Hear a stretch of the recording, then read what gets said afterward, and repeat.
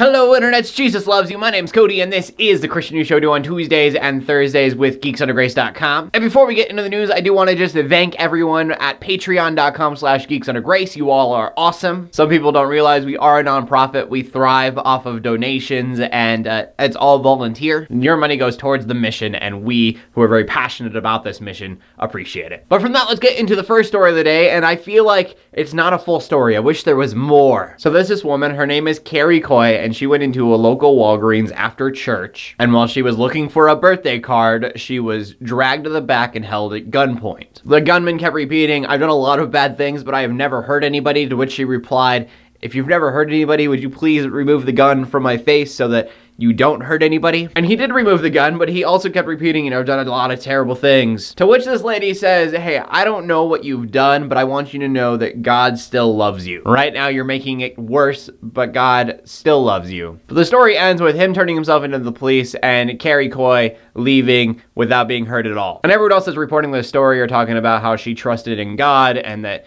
God got her through. But I think the real focus here is that she was held at gunpoint and decided to share the gospel with somebody.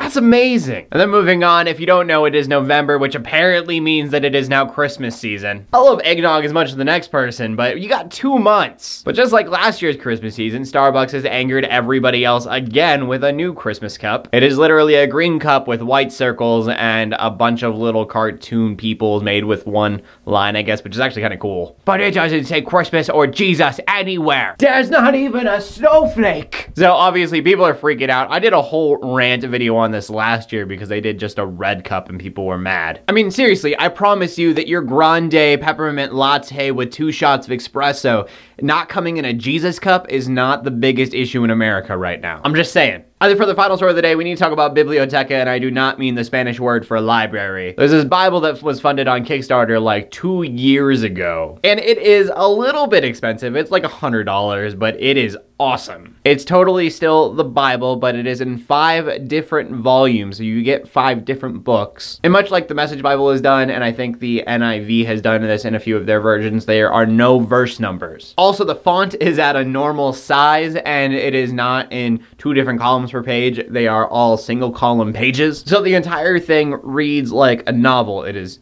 gorgeous. It is done really well. And orders are finally shipping. It's taken them 2 years. They've made over $1,400,000. They only needed $37,000. But they're saying that was probably a good thing because there was a way more work going into this than they thought there would be. Anyways, I think it's great. I want to know what you guys have to think. So do you think that it's a great idea or not? Also, the question of the day is going to be, what is your favorite Bible translation? I have a very strange approach when I read the Bible. I look at the Message, which I know is a paraphrase and not an actual translation, but I take that and I wait until something hits me, and then I go to the New American Standard Bible, which is one of the most literal translations of the Bible, and I kind of cross-reference that way. That said though, I just realized pretty recently how readable the NASB is. But I want to know what your favorite Bible translation is, so please leave a comment in the comment section down below. Make sure you check out geeksundergrace.com for more geeky content. My name is Cody Armour, bringing you Christian news in a not-so-boring kind of way every Tuesday and Thursday. In closing, let the haters hate, let the Christians pray, and to everybody like, subscribe. I will see you later, and God bless.